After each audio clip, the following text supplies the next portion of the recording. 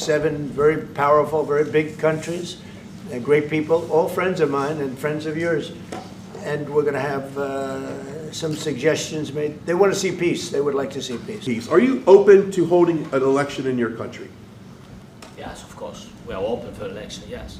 We have to do safety circumstances, and a little bit we need to work in the parliament, because during the war you can't have elections, but we can do security.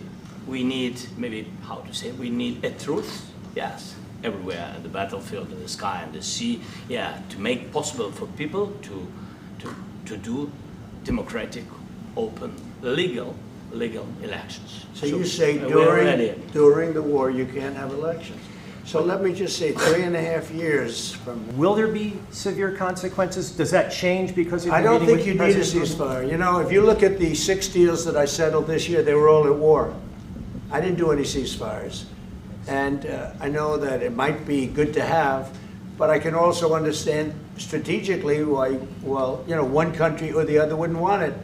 You have a ceasefire and they rebuild and rebuild and rebuild, and, you know, maybe they don't want that. But if you look at the 6 deals that we made peace and you know, long-term, long-running wars, I didn't do any ceasefires. Would I like the concept, you know, I like the concept of a ceasefire for one reason, because you'd stop killing people immediately, as opposed to in 2 weeks or 1 week or whatever it takes. But we can work a deal where we're working on a peace deal while they're fighting. They have to fight.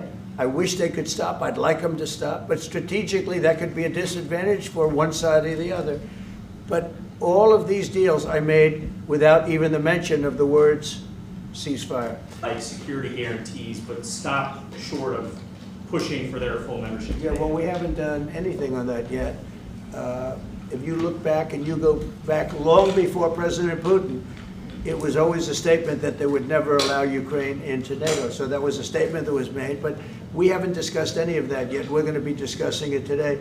But we will give them very good protection, very good security. That's part of it. And the people that are waiting for us, they are, I think they're very like-minded. They want to help out all. What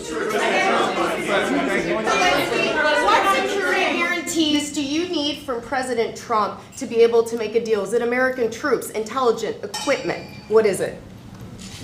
Everything.